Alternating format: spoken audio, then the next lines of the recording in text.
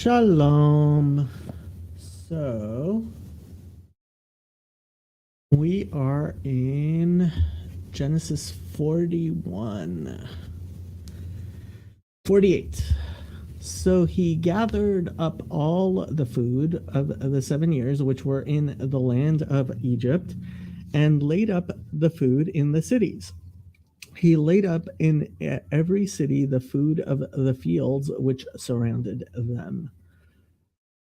Joseph collected all the food produced in those 7 years of abundance in Egypt and stored it in the cities. In each city, he put the food grown in the fields surrounding it. Chabad.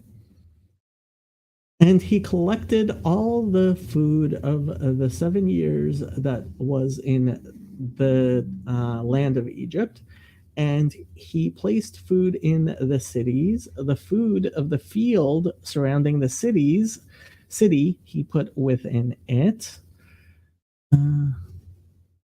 ויקבוץ את כל אוכל 7 שנים אשר היו בארץ מצרים, וייתן אוכל בערים, אוכל שדה העיר, אשר סביבותיה, נתן בתוכה. So,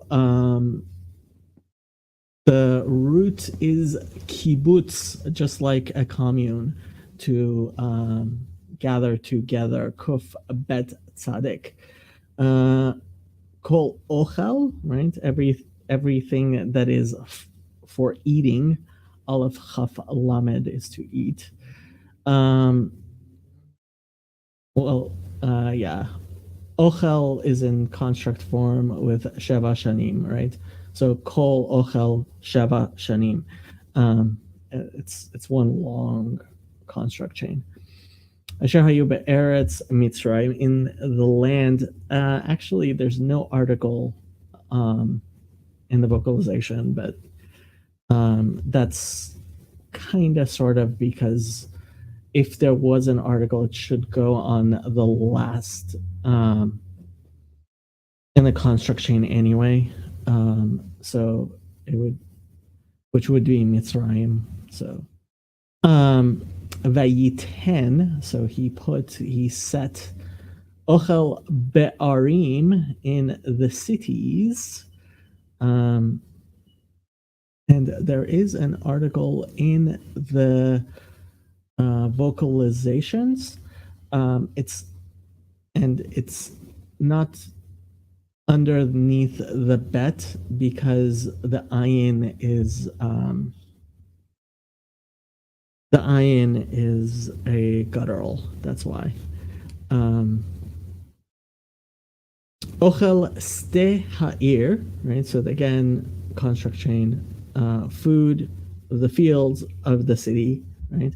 Asher sevivoteha, so sovev means around. Sevivon is a top. This is actually used a lot. Natan betocha, he put within it, and that's the aspirated hey, within her, because ear is feminine. And yeah, sevivot is written without a vav, in case you're paying attention to stuff like that. 49. Joseph gathered very much grain as the sand of the sea until he stopped counting, for it was immeasurable.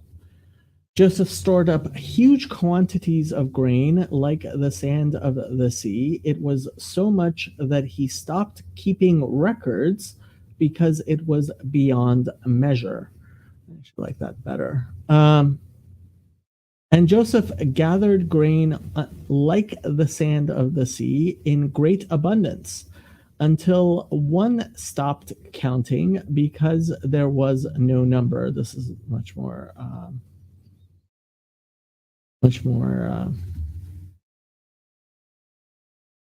literal. Vayitzbor Yosef bar kachol hayam harbe meod ad ki chadal lispor ki ein misbar. So Tzadik Bet Resh is to gather. Tzibur in modern Hebrew means public.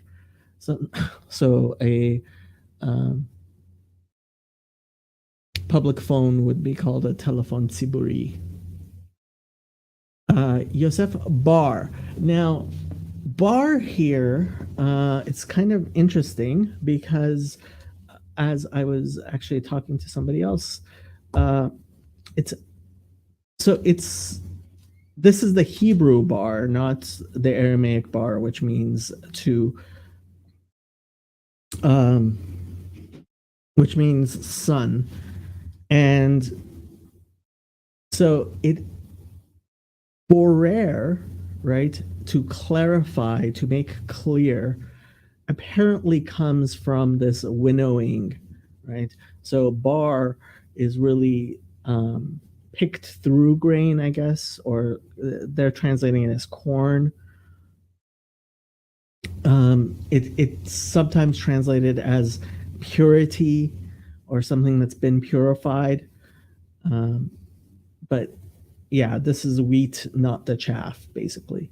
Kehol hayam, like sand from the sea. Harbe me'od, a lot. Ad ki. So actually, maybe we'll do the Rashi's, the key here. Ad ki. Hebrew key because there was no number, and here key is used as an expression of because. This is a strange way of putting things together. Ad ki, to the point that because, I guess, maybe. Chadal lispor. Chadal, we don't see very often, I don't think. 58 times, that's more times than I thought. Cease, end, leave off, let alone rest.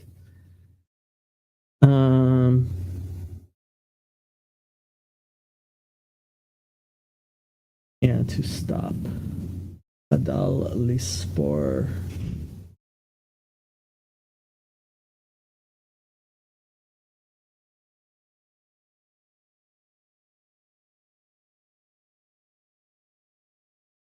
A primitive root, properly to be flabby. Huh. That I didn't realize. Sabian, be negligent.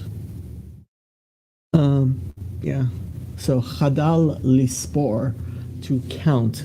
The root samech pe resh is the same root as sefer, a book, and that's why I think they translated keep counting or keep accounts. Lispor means to count. It can also mean that, well, lesaper is to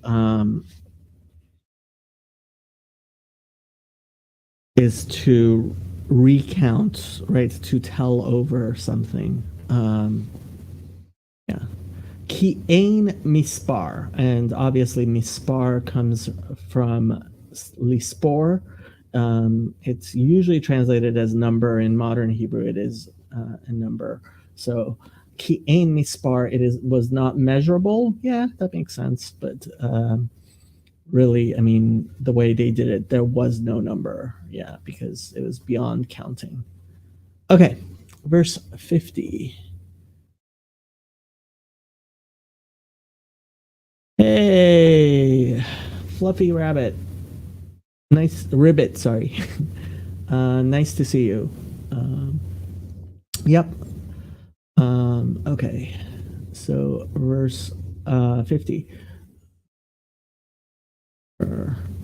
And to Joseph were born two sons before the years of famine came, whom Asnat, the daughter of Potipharah, priest of On, bore to him.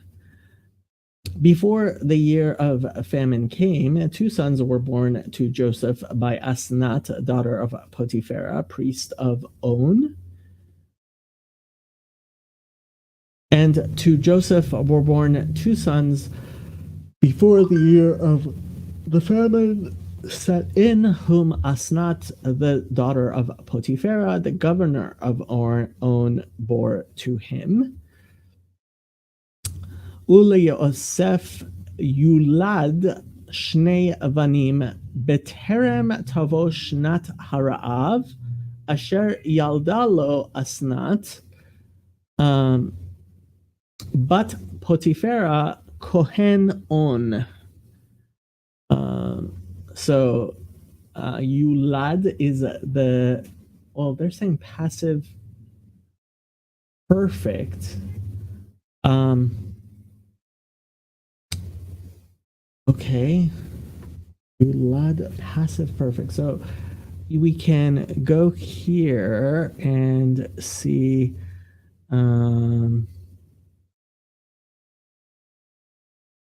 passive perfect, call passive.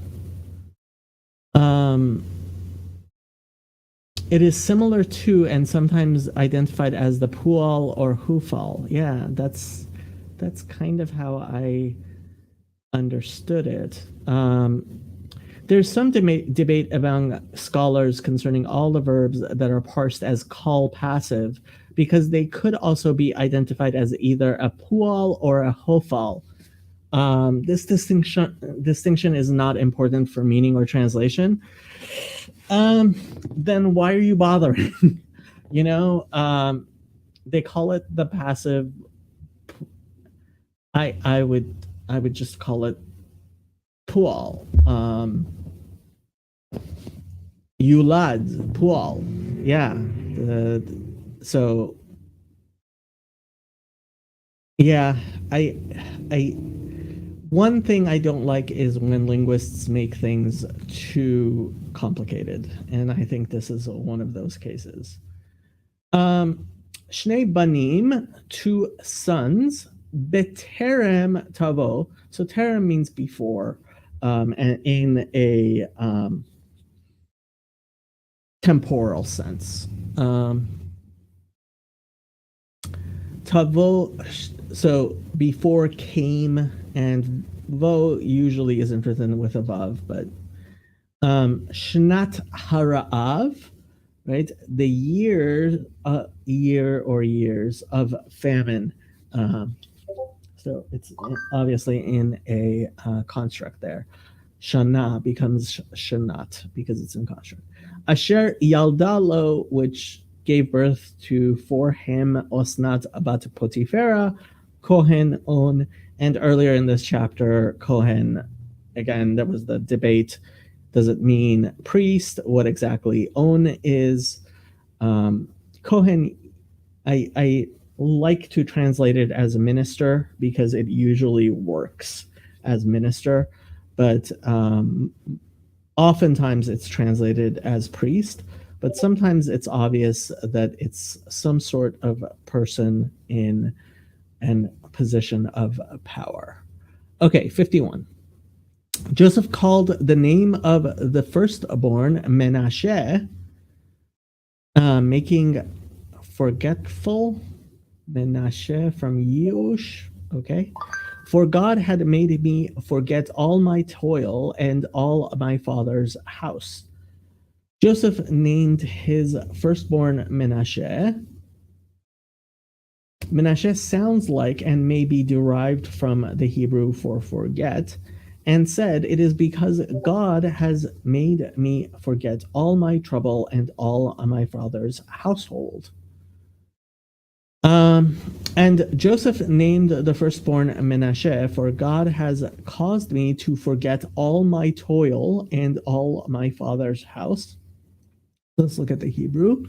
Vayikra Yosef et Shem HaBechor Menashe ki nashani Elokim et kol amali ve'et kol beit avi. Okay, so Vayikra called, right, Yosef, the name of the Bechor, the firstborn, this is with a chaf, right, is the firstborn, Menashe, and yeah, I mean, so cause So Menashe, so ki nashani, and the root there is nun shin hey. Forget. I thought it would be related to Yush, but I'm not sure.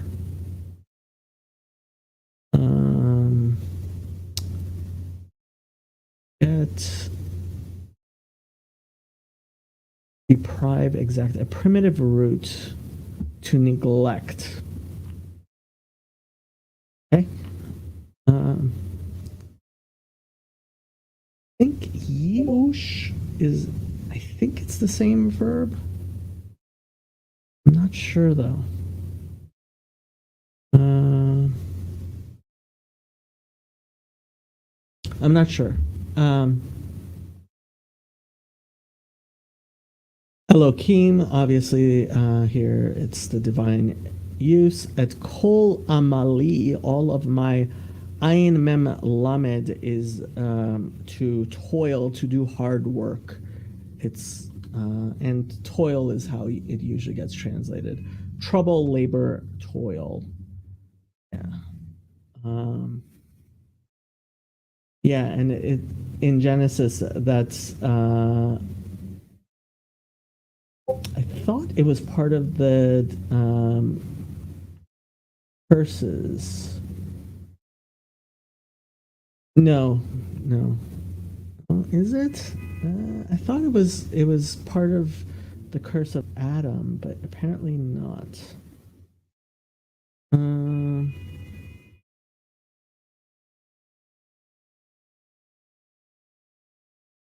Okay. Okay. Where were we? Amalivet Kol Beit Avi, and all of my father's house. Okay. Next, verse 52.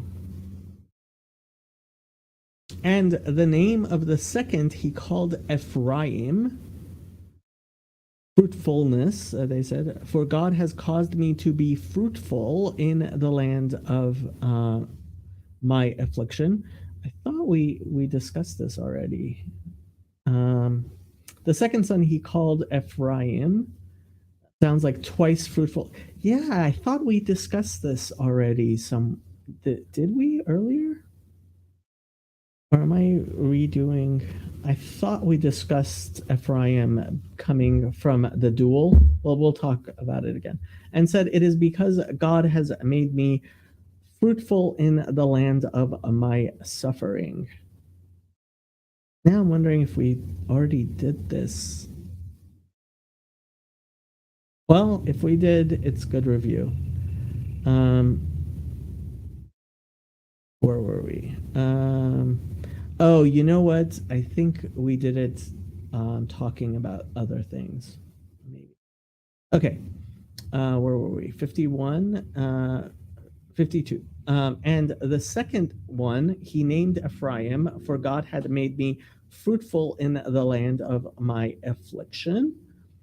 Ve'et Shem Hasheni kara Ephraim ki hifrani Elokim be'eretz oni. So, and the name of the second one he called Ephraim, and that ending, the ayim, is the dual form, and that's what they were saying in the NIV. So Hebrew has, in English we just have singular and plural, right? So you can say 1 day or 2 days or 3 days or 4 days. In biblical Hebrew and modern Hebrew, there's the single, there's the dual, and there's the plural. Now, not every word is easy to turn into a dual, but certain words you'll see the dual a lot, especially in regarding time, right? So yom means day, yomayim is the dual, so it means 2 days, and yamim means days, so it's applied to 3 or more days. Okay. Same thing by chodesh, which means a month, right? So chodesh is a month, chodshayim is 2 months, and chadashim is 3 or more months. Again, Shavua is 1 week, Shvu'ayim is 2 weeks, and Shavuot is 3 or more weeks. Okay. And so Ephraim could be the dual form of pre. Ki hifrani Elokim, right? So this is the hefil, the causative of Peru, right? To be fruitful, like the commandment, be fruitful and Peru, right? Elokim be'eretz oni. So in the land of my affliction, and oni is can be poverty, affliction, ta'anu, right? To cause affliction. So ayin nun. Well, I would actually argue that it's possible that it's a 2-letter root, but yeah, affliction. Okay, verse 53. Then the 7 years of plenty which were in the land of Egypt ended. The 7 years of abundance in Egypt came to an end. And the 7 years of plenty that were in the land of Egypt were finished. V'tichlena sheva shnei hasava asher haya be'eretz Mitzrayim. So tichlena is the third person feminine plural, and that's the ending you don't.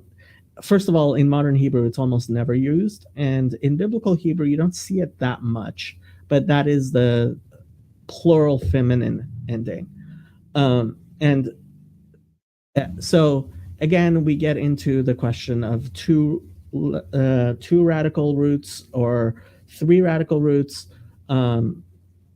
So chaf lamed hey is the root to finish, and chaf lamed or also, I mean, all of chaf lamed is to consume or to eat.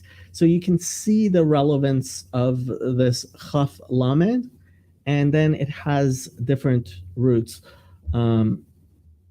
So not to revisit the issue over and over again, but if you're going to say that it's a 3-letter root, chaf lamed hey would be the 3-letter root. If you're going to say that there's a 2-letter root, chaf lamed, which I think is true, then this is a variation on that. And you'll notice Sheva and Sava, right? They there's the alliteration there, there's the poetry there in the Hebrew, and they go along, right? And obviously they look alike, right? So 7 years of Sava, of plenty or satiation. Asher haya be'eretz Mitzrayim, which was in the land of Egypt. Verse 54, and the 7 years of famine began to come as Joseph had said. The famine was in all lands, but in all the land of Egypt there was bread. And the 7 years of famine began just as Joseph had said. There was famine in all the other lands, but in the whole land of Egypt there was food. And the 7 years of famine began as Joseph had said, and there was famine in all the lands, but throughout the land of Egypt there was bread. Vatechilena sheva shnei hara'av lavo ka'asher amar Yosef veyehi ra'av bechol ha'aratzot uvechol eretz Mitzrayim haya lachem. So techilena, right? Techila is beginning, hatchala, right? And again, you can talk about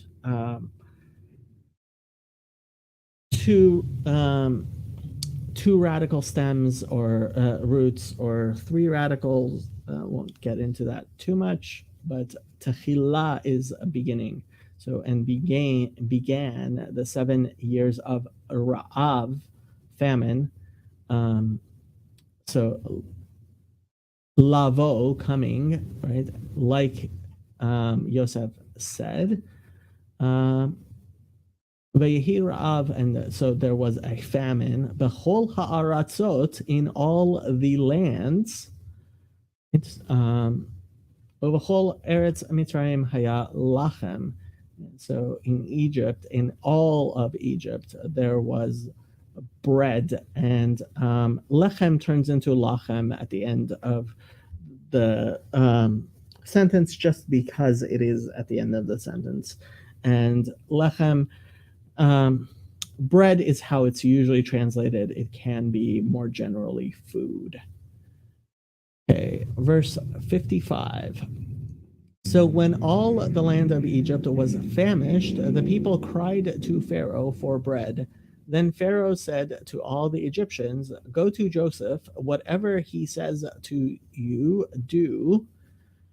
When all Egypt began to feel the famine, the people cried to Pharaoh for food. Then Pharaoh told all the Egyptians, "Go to Joseph and do what he tells you."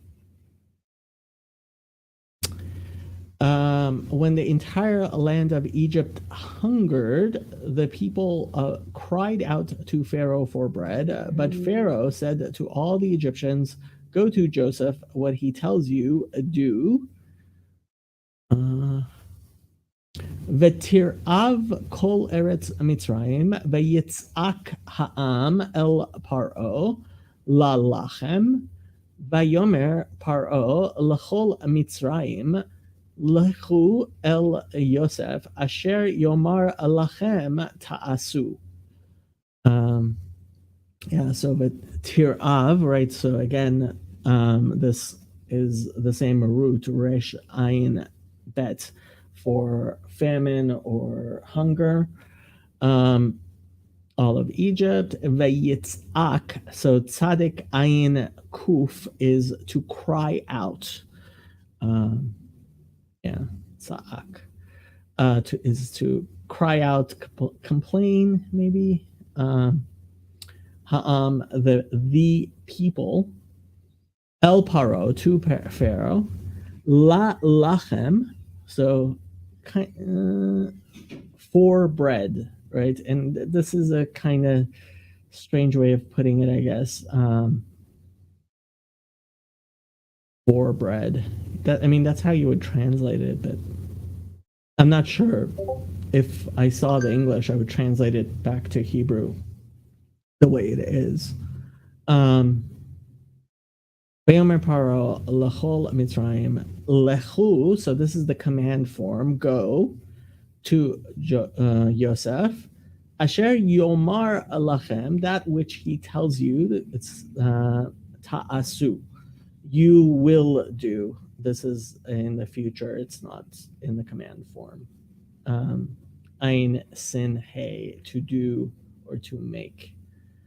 Verse 56. The famine was over all the face of the earth, and Joseph opened all the storehouses, all that was in them, and sold to the Egyptians, and the famine became severe in the land of Egypt. When the famine was spread over the whole country, Joseph opened all the storehouses and sold grain to the Egyptians, for the famine was severe throughout Egypt.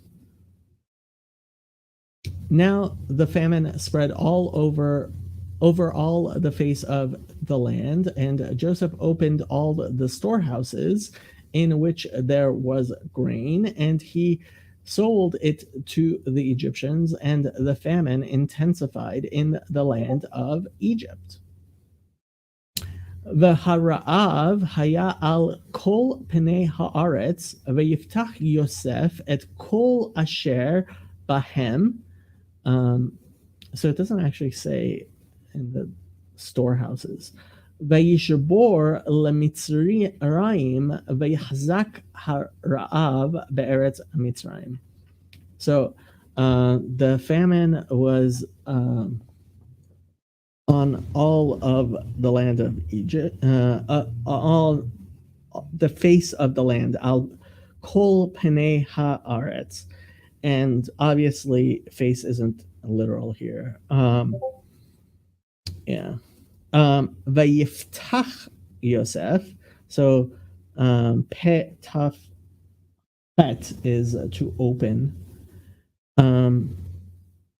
Et kol asher bahem, everything that was within them.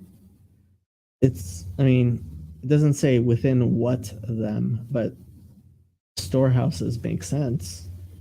You kind of have to imply that. Vayishbor, so this is specifically to deal in wheat. Shin bet aresh. It's not the normal way of talking about buying and selling. Lemitzrayim, to Egypt, actually, not the Egyptians, but that's how it gets translated. Vayahzak, so het zayin kuf does mean to become strong, but it also means to grab a hold of, right? Vayahzak ha'ra'av be'eretz Mitzrayim. So it became severe, it strengthened, it grabbed a hold of. 57. So all countries came to Joseph in Egypt to buy grain because the famine was severe in all lands. And all the world came to Egypt to buy grain from Joseph because the famine was severe everywhere. And all the inhabitants of the land came to Egypt to Joseph to purchase, for the famine had intensified in the entire land.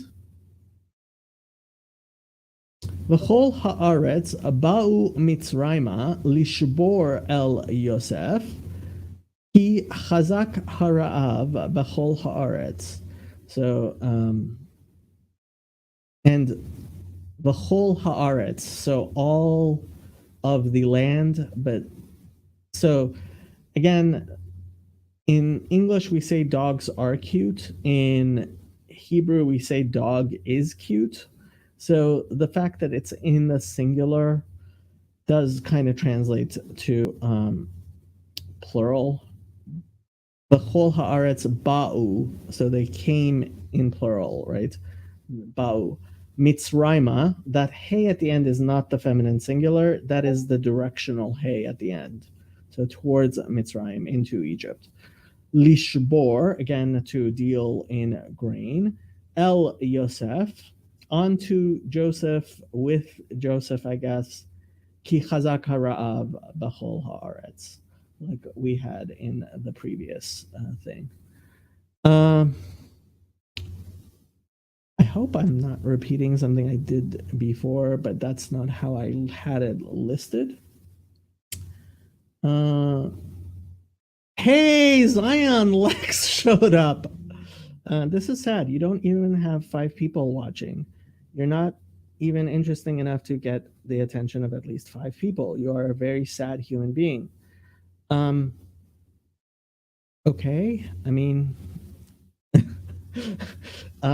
I do have to say, it's kind of weird that you would show up and listen if I'm so sad. I mean, you are one of those 5 people.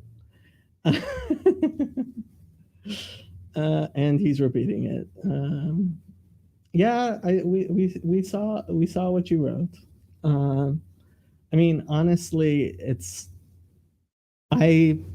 I'm just an insurance agent. I'm not very entertaining, and honestly, it's not like I'm some expert in Hebrew. I'm just a small guy. Very few people pay attention to me. Um, what bothers me is that you charge for Hebrew, and and you don't know any Hebrew. That's what bothers me. So the fact that you can charge $300 and you know less Hebrew than I do. I mean, I guess if it's entertainment, sure. But yeah. Um, I think it was a global famine.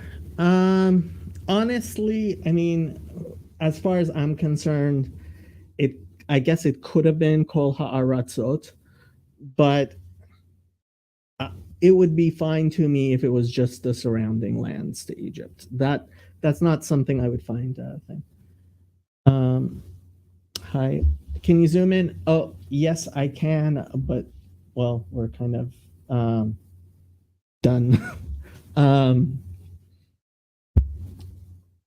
so yeah, let me.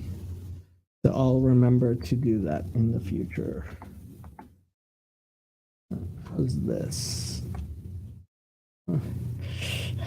I think I might have to go back to using OBS and not just.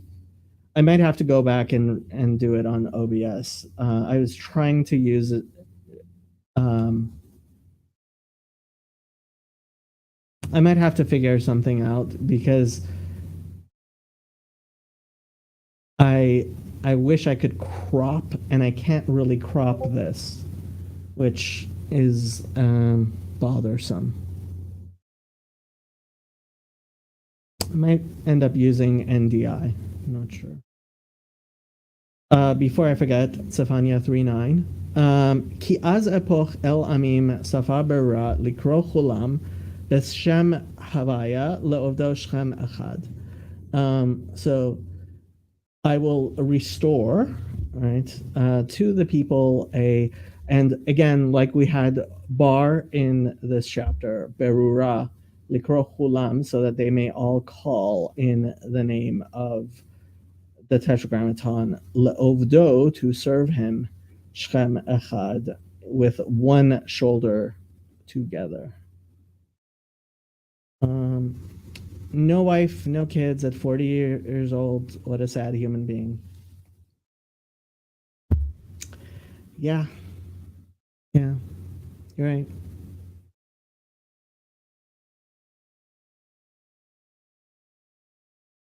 There's nothing I can say to that.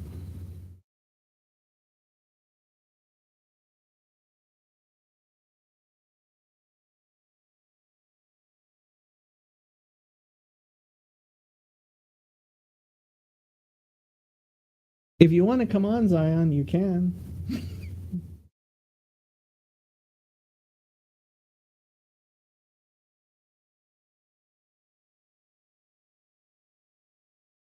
Anyway, if people have questions or want to talk about things, and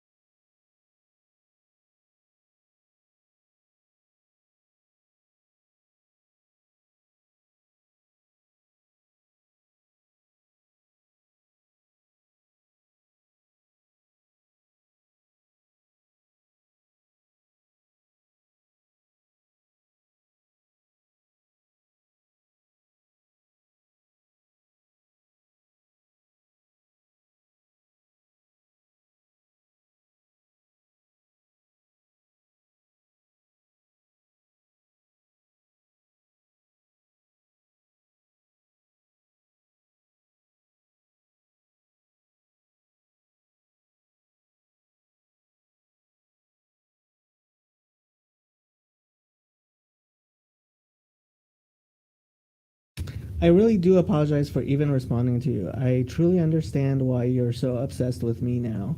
You really have no life. You're a very sad human being. I truly feel bad for you, genuinely. Don't feel bad for me. I'm not famous. I'm not, I am as an insurance agent. I have my friends. I have my family. I have an okay life. Um, my problem again is you don't know Hebrew, even as well as I do, and I don't know Hebrew. I admit that. I have a very elementary understanding of Hebrew. You're charging people $300, Zion. So don't feel sorry for me. Feel sorry for the people that you are stealing money from. I know you don't know Hebrew. You know you don't know Hebrew. And honestly, Zion, repent. It's not worth it. All the money in the world, all the fame, I would, you know, I'm very glad you have kids. I'm very glad I believe you're married. That's beautiful. Um, but I would not trade my life for yours because as much as I would prefer to be married and have kids, I I wouldn't want to be stuck where you are. Um, my life is anything but perfect, but I'm not using the Torah as a shovel to dig with. I'm not lying to people. I'm not stealing their money. And you can't charge people to teach them something you don't even know. And I'm saying this heartfelt. You can feel sorry for me all you want, but I would not trade my life for yours because I have at least a little fear of God. Can't say that I have real fear of God, but I have enough fear of God that I I I believe in karma. And if you believe in karma, please, Zion, stop lying to people. Stop charging them for teaching Hebrew. It's not right. And you know it's not right. So don't apologize to me. Apologize to the people whose money you stole.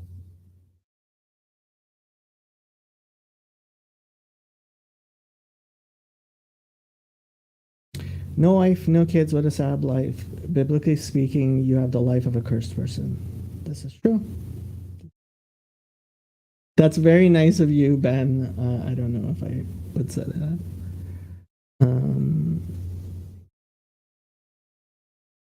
um, no, actually, Zion, I would say it would be worse if I was rich and had kids and had a wife and all of that money and everything had come to me by by using the Torah as a shovel to dig with, lying to people and stealing their money. Um, Zion, you can shit on me all you want. I'm just an insurance agent next to the Walmart here. Um, I'm not I'm not some I'm not fronting here. I'm not pretending to be something that I'm not. I am who I am. And I am the least of these. I realize that. It's not fake humility. I realize you're right. I To not be married, have no kids, that is a curse. There's no question about it. And I ask God why that is. But yeah, the way Ben said it, we can't take money with us when we die. Um, and can't even take your wife and kids with you when you die. There is a God, there is a judgment, and Ein beyadenu shalvat harashaim. We cannot explain why somebody can prosper and lead a good life while doing something that is obviously wrong. But this is obviously wrong. You know less Hebrew than I do, which is not a lot of Hebrew. And you're stealing from people. So don't feel sorry for me. Feel sorry for yourself. And please repent. I'm saying this for your own soul and for the soul of your children. You spoke about your twins. I believe you said you had twin daughters who are about to go to college, right? They're coming into fruitful life. Zion, you can't continue to do this. And if you turn around, I will help you however I can. I will try to teach you all the Hebrew that I know. I will try to help you make right all the money you stole from people, to help you pay them back in any way that I can. I mean, obviously I'm not rich. If I was, but Zion, for your own good, for your wife, for your children, for everybody in your family, repent. You have to, Zion. You have to. You need to.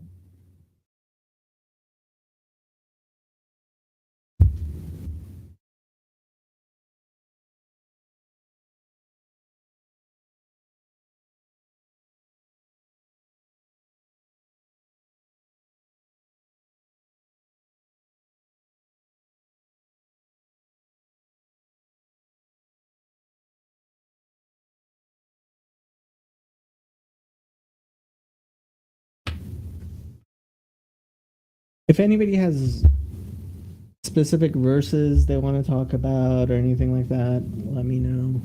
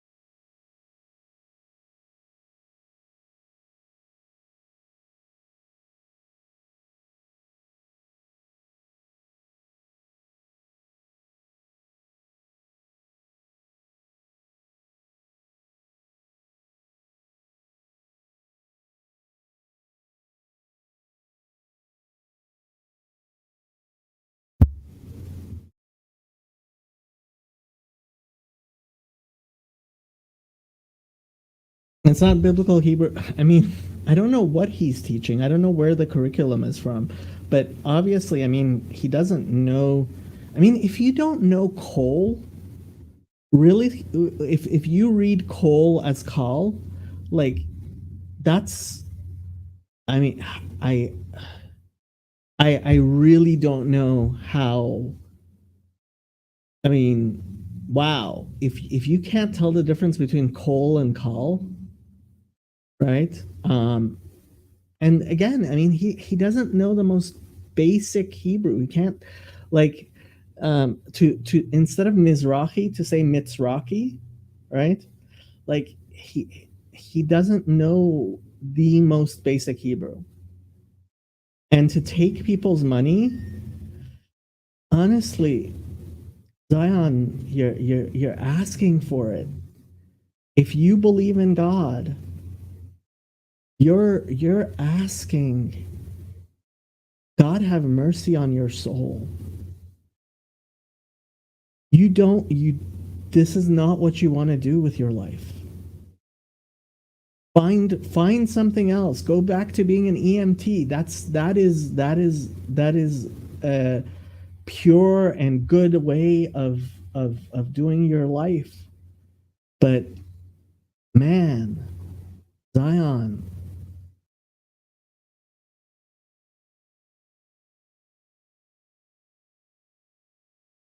I don't feel sorry for me, honestly. What I see in your life is,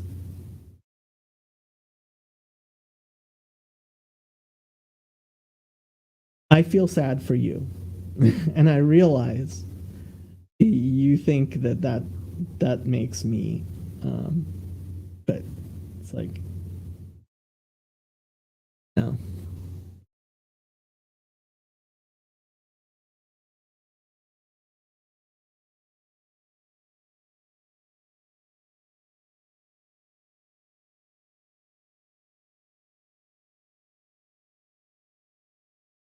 Okay, unless anybody has questions or anything, I'm gonna log off in another 5 minutes or so.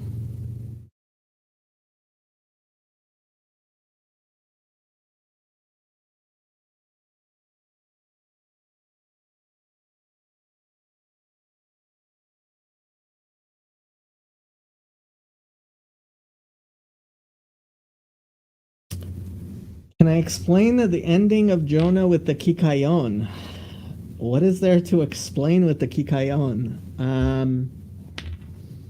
So the word Kikayon, right, has, it's funny. If you look at the letters of Jerome and Augustine regarding translating the Bible, so Jerome changed how he translated Kikayon, and Augustine says that there were fistfights in the streets over it, right? Which is which is really interesting, over what the exact translation of that word is, and it's like you're missing the point, right? So there's a reason why Jonah is, yeah, there was a riot because of the translation. Yeah.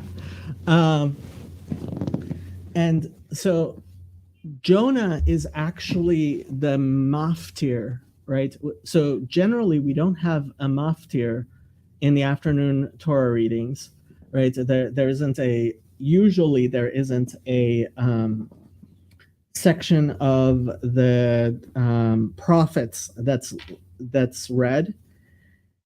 On Yom Kippur, Jonah is read in the afternoon after the Torah reading. So, um,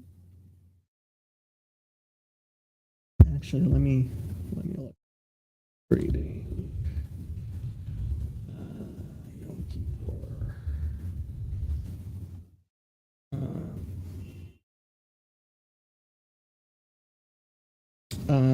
Okay, that's what I was looking for. Okay, that's still not what I'm looking for. Third person, fourth. So this is the morning, and then there's the Haftarah from Isaiah 57, right? Solu Solu. And then say what the afternoon reading is. Oh, I'm sorry. I still have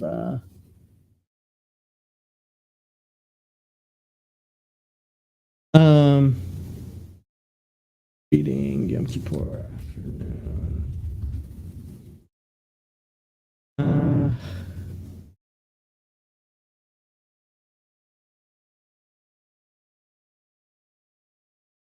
Okay, so Mincha, one Torah scroll, right? So we read chapter 18 of Vayikra, right? And the Haftarah is Jonah, right? So actually, it's it's arguably the most important Torah reading of the year. Um, and so you want to talk about the actual word kikayon? Um, do you know in diminutives in the Torah with in the Tanakh other than chen suffixes, like when modern Hebrew uses kilavlev? Honestly, I don't know if that's a Torah thing. I really don't.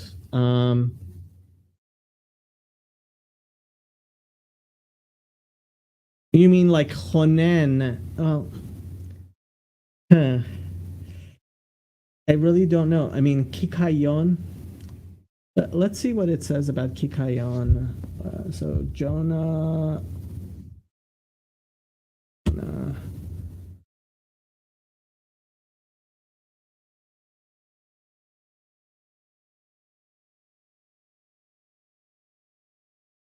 Jonah, can't I find? For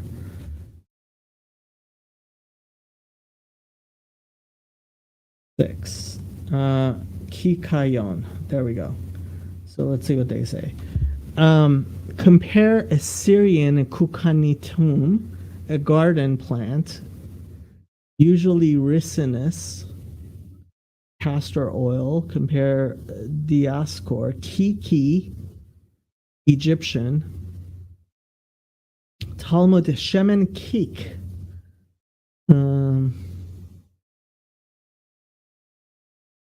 Perhaps from Kaya, the gourd as nauseous. Oh, as in key to vomit. Kikayon. Oh, from the word vomit. Yeah, that makes sense. That actually makes a lot of sense.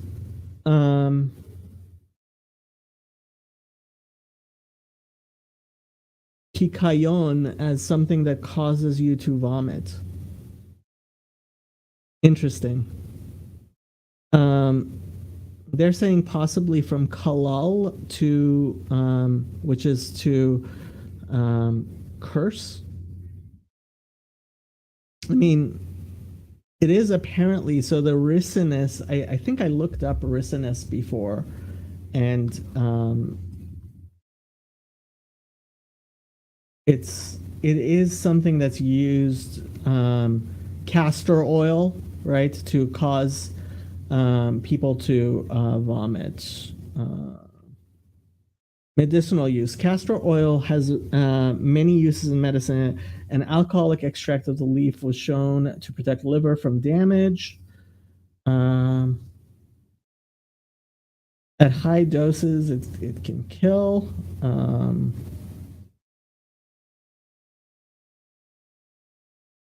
I think it's used as a purgative. I think.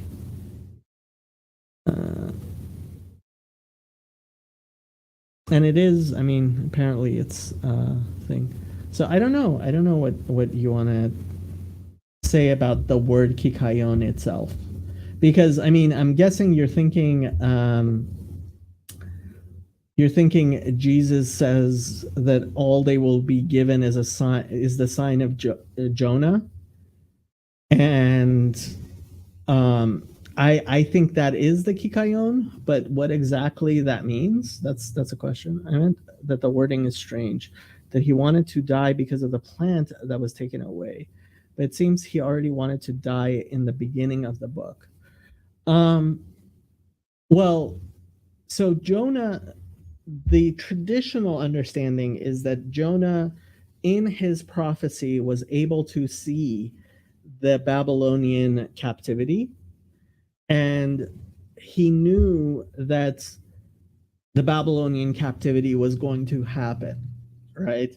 And that's why he didn't want to go to Nineveh, because he knew that God would be merciful when they repented, which meant, I mean, there's a whole lesson there about the role of Israel and the captivity and the redemption of the Gentiles.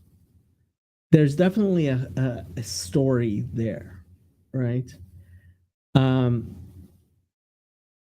and I think if you're taking the story to its ultimate conclusion, it's very much being willing to take suffering so that others may in fact repent, so that God's will shall be ultimately done and the whole world will be redeemed, right? um and so God is I mean, the story's there, it's pretty clear. This the What it's telling us is pretty clear, right? God says,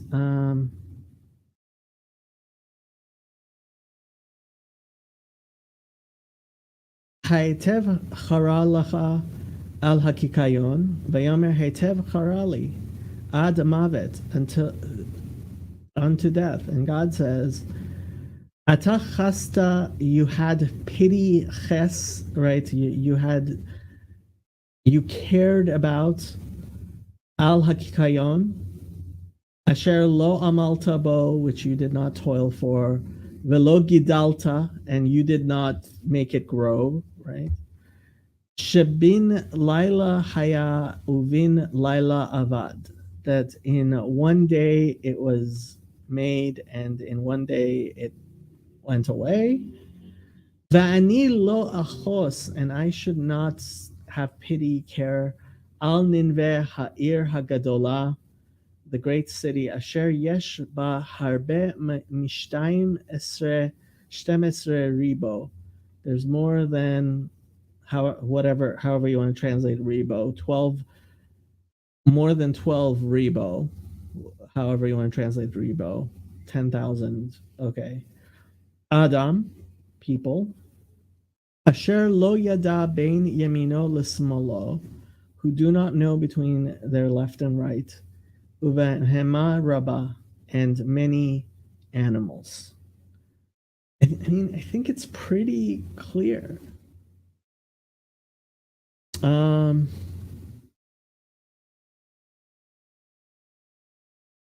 oh, you mean the on suffixes? Um, oof. I mean, in modern Hebrew, so there's like a mall is called a kinyon, right? Place where you can buy things. Trying to think of estadion, right? But that might actually be from the Greek. I'm not sure. What was Strong's number for kikayon? It was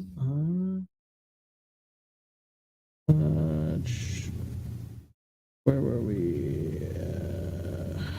Kikayon 7,021. 7021.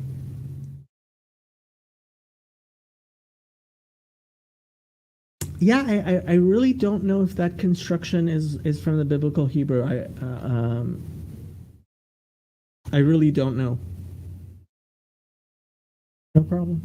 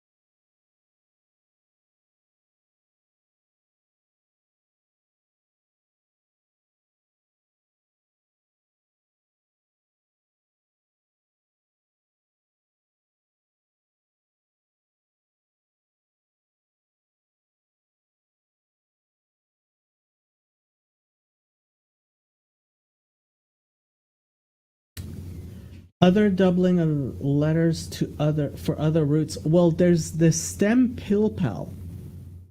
So, well, they have a stem polpal, right? The polpal is a rare stem that is similar to the pual. The polpal stem is a variation of the pual, right?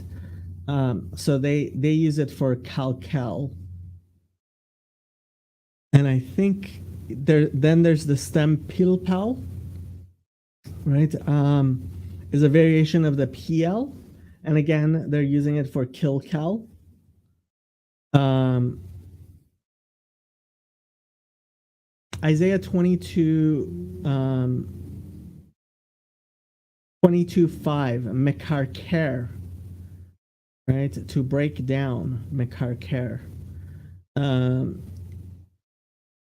Veshivavta vesiseta ticha.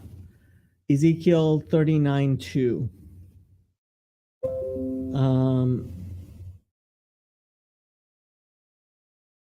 And then there's the hitpalpel, right? Again, hitkalkel. Yitmarmer, right? To become angry. Ishtashea, sha'shuim, right? That's also, I guess. So there is the pilpel, right? And I mean, so they have a palel stem here. Pilel stem here.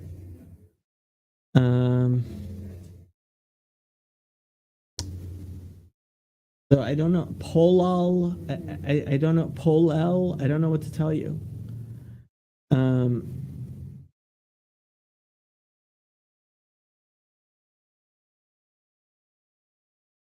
So like, yeah. So for Konen, it's I don't know. I don't know what to tell you with stem formations like that.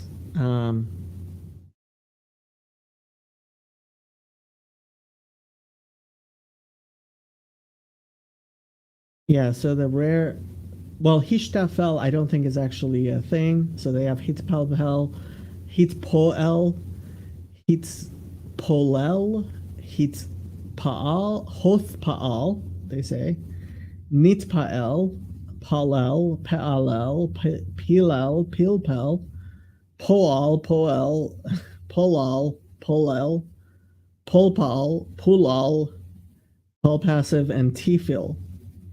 Again, I don't know if they're just going too far. So there are just the first and last letters of not the last two. So that's the idea, right? Um, that is the idea that the middle letter is what's getting taken away. Again, I don't know. I think this is linguists going too far. I don't know. Kitaltel.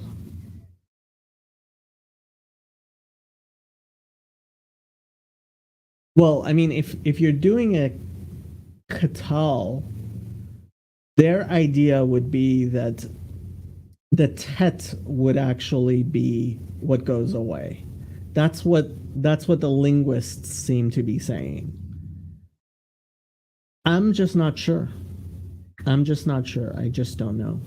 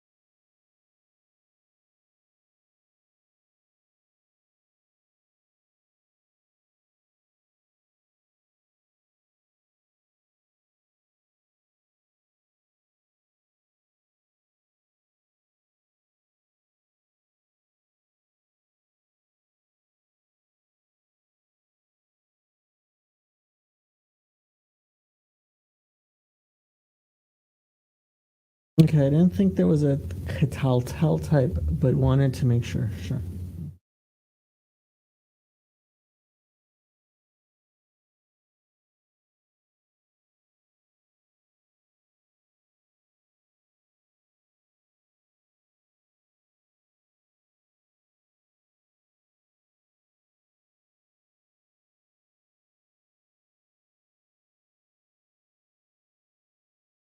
Oh, by the way, Tanakh Talk has also started doing recently a Hebrew classes.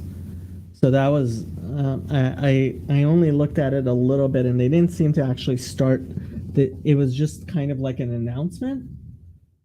Um,